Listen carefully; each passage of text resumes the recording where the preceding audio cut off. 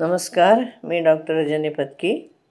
आपण पाहत आहोत श्री विष्णू पुराण द्वितीय अंश अध्याय 8. काल आपण 96व्या श्लोकापर्यंत पाहिलेला आहे. पराशर ऋषी सांगतात, हे मैत्रेया, ज्या प्रदेशामध्ये ध्रुव स्थित आहे तर पृथ्वीपासून त्या प्रदेशापर्यंत संपूर्ण देश प्रलयकालामध्ये नष्ट होतो. सप्तर्षींच्या उत्तर दिशेला वरच्या बाजूला जिथं ध्रुव स्थिर आहे तिथे अति तेजोमय स्थान या आकाशामध्ये विष्णू भगवंताचं हे तिसरं दिव्य धाम आहे, म्हणजे ध्रुवताऱ्याच्या वरती.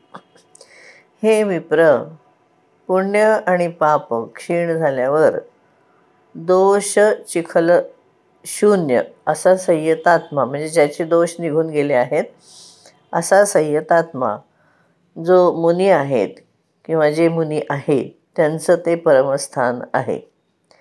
पाप पुण्यापासून निवृत्त झाल्यावर तिथे देहप्राप्तीसाठी जी कारणं लागतात ती कारणं पूर्ण नष्ट झालेली असतात. त्यामुळे प्राणीगण ज्या स्थानावर जाऊन परत शोक त्यांना होत नाही किंवा शोक करत नाहीत असं हे भगवान विष्णूचं परमपद आहे. जिथे भगवंताच्या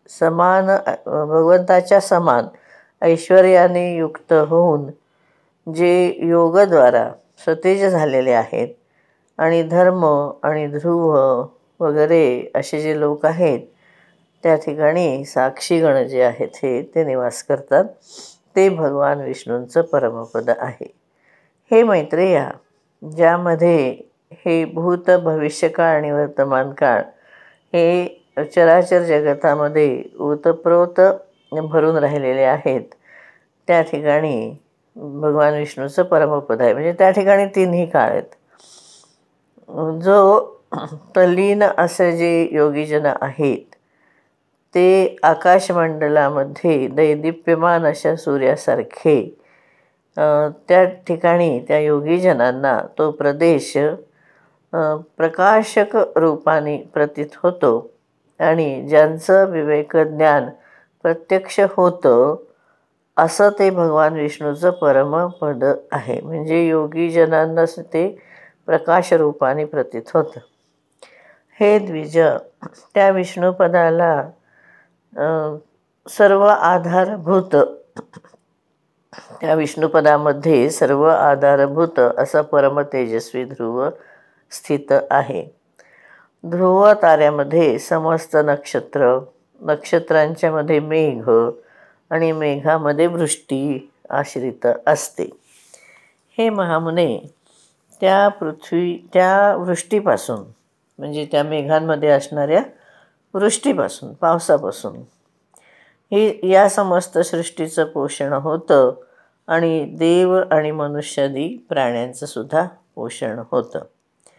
त्यानंतर गाय वगैरे जे प्राणी आहेत त्यांच्यापासून दूध आणि घृत जे निर्माण होतं त्याच्या आहुतीने परितुष्ट असे जे अग्निदेव आहेत ते प्राण्यांच्या स्थितीसाठी पुन्हा वृष्टीला कारण होतात. अशा प्रकारे श्री भगवंताचं हे निर्मल असा तृतीय लोक म्हणजे ध्रुव आणि त्याच्या आजूबाजूचा प्रदेश हे त्रिलोकाच्या आधारभूत अशा वृष्टीचं आदिकारण आहे. म्हणजे ही विशेष माहिती इथं आहे. नाही तर ध्रुवताऱ्याचा आणि वृष्टीचा काय संबंध आपल्याला माहिती नव्हतं. ती माहिती इथे आपल्याला मिळते. पुढे पराशर ऋषी सांगतात, हे ब्रह्मन, ह्या विष्णुपदापासून देवांगना ज्या आहेत त्यांचा जो अंगराग आहे त्या अंगरागाने पांडुरवर्ण अशी असलेली आणि सर्व पापहारिणी अशी जी गंगा आहे तिची उत्पत्ती होते. विष्णू भगवंताचं जो डावा पाय आहे त्याच्या अंगठ्यापासून, त्या नखापासून त्या स्त्रोत निघालेली ती गंगा जी आहे ती ध्रुवताऱ्याने दिवसरात्र आपल्या मस्तकावर धारण केलेली आहे. त्यानंतर जिच्या पाण्यामध्ये उभं राहून प्राणायाम परायण असे जे सप्तर्षिगण आहेत त्यांच्या पासून ते तरंग जे येतात ना ते भंग पावतात ना ते त्यांच्या पायापाशी आणि जटाकलापाने ते कंपायमान होतात.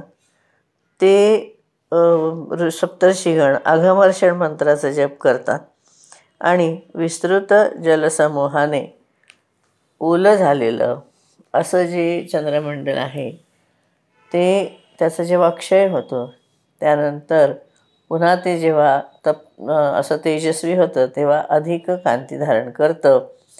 ती गंगा देवी जी आहे ती त्या चंद्रमंडलावरून निघून मेरू पर्वताच्या वरती येते आणि या संसाराला पवित्र करायला चारी दिशांच्या मध्ये जाते. चारी दिशांना गेल्यानंतर तिला सीता, अलकनंदा, चक्षु आणि भद्र या 4 वेगवेगळ्या नावाने ओळखली जाते. लोक ओळखतात म्हणजे ज्याच्यापासून अलकनंदा नावाची दक्षिणेच्या बाजूला असलेली जी एक धारा आहे त्याला भगवान शंकराने अत्यंत प्रीतिपूर्वक असं 100 वर्षापेक्षा सुद्धा जास्त अधिक वेळ आपल्या मस्तकावर धारण केलं होतं. भगवान शंकराच्या जटाकलापातून निघाल्यानंतर तिने पापी सगर पुत्रांच्या अस्थिचूर्णाला अभिषेक केला म्हणजे त्यांना सगळं ओलं केलं आणि त्यांना स्वर्गामध्ये पोहोचवलं. आपल्याला ही भगीरथाची कथा आपल्याला माहिती आहे. हे मैत्रेय, जिच्या जलामध्ये स्नान केल्यानंतर लवकरच सगळी पापं ताबडतोब नष्ट होतात आणि अपूर्व पुण्याची प्राप्ती होते अशी ती गंगा नदी आहे. जिच्या प्रवाहामध्ये जी मुलं आहेत म्हणजे संतान आहेत ते पितरांच्यासाठी श्रद्धापूर्वक तिथे तर्पण करतात. तर त्यांनी 1 दिवस केलं जरी तर्पण तरी ते 100 वर्षापर्यंत पितरांना तृप्ती देतं. हे द्विज, जिच्या तटावर राजांनी महायज्ञ केले आहेत, यज्ञेश्वर भगवंता पुरुषोत्तमाचं यजन केलेलं आहे आणि मग इहलोक आणि स्वर्गलोकामध्ये त्यांनी परमसिद्धी प्राप्त केली आहे. जिच्या पाण्यामध्ये स्नान केल्यानंतर निष्पाप झालेले यतिजन जे आहेत ते भगवान केशवामध्ये मन लावतात आणि अतिशय म्हणजे त्यांच्या ठिकाणी चित्त एकाग्र करतात आणि अत्युत्तम अशा निर्वाणपदाला ते जातात. जे लोक किंवा जो भक्त किंवा जो उपासक श्रवण, इच्छा, दर्शन, स्पर्श, जलपान, स्नान किंवा यशोगान करतो तर त्यालासुद्धा ती इतर प्राण्यांच्या प्रमाणे सुद्धा म्हणजे तिच्यामध्ये स्नान जरी केलं नाही किंवा स्नान न करता श्रवण, इच्छा, दर्शन, स्पर्श, जलपान वगैरे असं जर तिची स्तुती जरी गायली तरी ती त्यांना पवित्र करते आणि इतर प्राण्यांनासुद्धा ती असं स्पर्श वगैरे त्यांनी पवित्र करते. जिचं नाव गंगा गंगा असं 100 योजनाच्या दूरवरून जरी उच्चारण केलं तरी तो जीव 3 जन्मांमध्ये संचित झालेली पापं नष्ट करतो. त्रिलोकामध्ये पवित्र करण्याला समर्थ असलेली गंगा ज्यापासून उत्पन्न झाली ते भगवंताचं हे 3रं परमपद आहे. देवी भागवतामध्ये एक श्लोक आहे या गंगेसंबंधी. गंगा गंगेति यो ब्रूयात योजनानां शतमपि मुच्यते सर्व पापेभ्यो विष्णुलोकं स गच्छति असं तिथे श्लोक आहे. इथं श्लोक आहे तो 121वा आहे. गंगा गंगेति यैर्नाम योजनानां शतेष्वपि स्थितैरुच्चारितं हन्ति पापं जन्मत्रयार्जितम् असं इथे गंगेची महती वर्णन केलेली आहे. या अध्यायामध्ये 122 श्लोक आहेत.